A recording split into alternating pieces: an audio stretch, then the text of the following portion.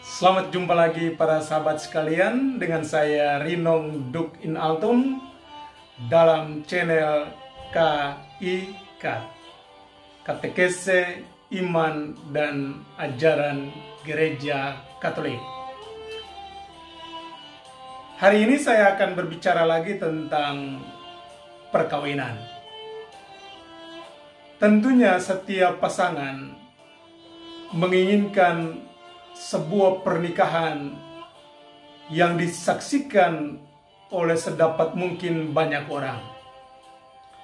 Dibuat dalam perayaan misa yang meriah dan syukuran yang mendatangkan sukacita bagi banyak orang. Namun, kadang harapan yang besar dan tinggi itu terkendala oleh alasan-alasan yang membuat orang tidak bisa menikah di depan publik atau umum. Alasan-alasan itulah yang membuat gereja merenungkan dan merefleksikan sehingga di dalam beberapa nomor kanon diatur tentang apa yang disebut perkawinan rahasia. Apa dan bagaimana perkawinan rahasia? Selamat mendengarkan. Perkawinan yang disebut sebagai perkawinan rahasia adalah perkawinan yang dibuat di dalam ruang tertentu dengan jumlah orang yang sangat terbatas, alias perkawinan yang tidak bisa dirayakan di hadapan publik, misalnya di gereja paroki atau gereja stasi dan gereja-gereja yang lain yang menghadirkan banyak umat atau orang. Mengapa perkawinan itu harus dirahasiakan atau dirayakan secara rahasia? Pertama, karena ada alasan-alasan praktis yang membuat sebuah perkawinan tidak bisa dirayakan di hadapan umum. Misalnya karena alasan ancaman terhadap jiwa orang yang menikah, entahkah dari pihak orang tua atau orang lain yang mengancamnya. Itulah yang dalam gereja disebut sebagai ancaman fisik berat yang dapat membahayakan salah satu pihak atau kedua-duanya.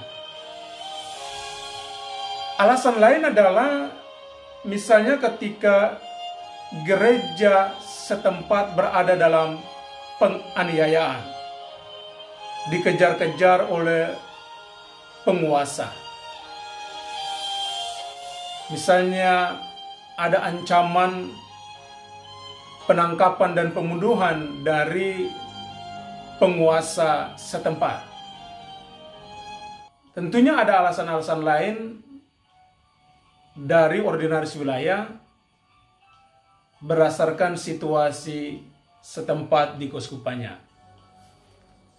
Karena itu, kedua orang yang menikah akhirnya boleh melangsungkan pernikahannya, tetapi mereka menikah di kapel, misalnya kapel susteran atau keuskupan atau seminari, di mana jumlah orang yang hadir dalam pernikahan itu sangat dibatasi.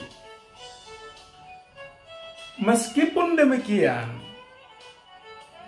tentunya hal-hal utama dan penting dalam sebuah perkawinan tetap harus diperhatikan dalam melangsungkan pernikahan rahasia atau perkawinan rahasia, baik sebelum maupun sesaat sedang berlangsung dan setelah. Karena itu hal-hal ini yang harus diperhatikan dalam sebuah perkawinan rahasia. Pertama, walaupun perkawinan ini bersifat rahasia, tetapi tidak bisa membebaskan kedua pasangan dari proses penting yang harus dilalui oleh semua pasangan yang mau menikah dalam gereja Katolik, adalah pemeriksaan kanonik. Tentunya hal utama yang dicari di sana adalah tentang status liber atau bebasnya orang tersebut, supaya tidak terhalang dengan sebuah halangan yang dapat menggagalkan pernikahannya. Kedua, meskipun dilakukan secara rahasia, tetapi para mempelai yang menikah tidak dibebaskan dari ketaatan terhadap forma kanonika. Dan forma kanonika adalah ketika pernikahan itu harus dilangsungkan di hadapan para saksi resmi gereja, yaitu uskup atau imam atau seorang diakon. Ketiga, kerahasiaan perkawinan ini harus dijaga ketat oleh ordinaris wilayah, pastor paroki, dan para saksi dari mempelai. Para saksi dari mempelai. Keempat, perkawinan rahasia harus tetap dicatat dalam catatan khusus. Jadi biasanya dia tidak ada atau tercatat dalam buku perkawinan sebuah paroki.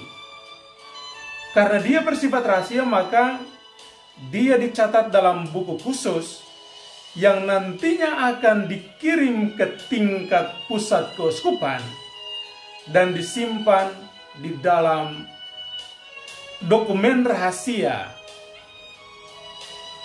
keuskupan yang disebut sebagai arsip rahasia dari kuria keuskupan, seperti yang tertuang dalam Kanon 1133. Kelima, kewajiban menjaga rahasia itu terhenti ketika timbul bahaya sandungan berat atau ketidakadilan terhadap kesucian perkawinan. Dan hal ini harus disampaikan kepada para mempelai sebelum perkawinan dilangsungkan. Demikianlah beberapa hal yang dapat saya sampaikan sebagai katekese tentang perkawinan Katolik, terutama perkawinan rahasia. Sekian dan terima kasih, sampai jumpa dalam periode berikutnya.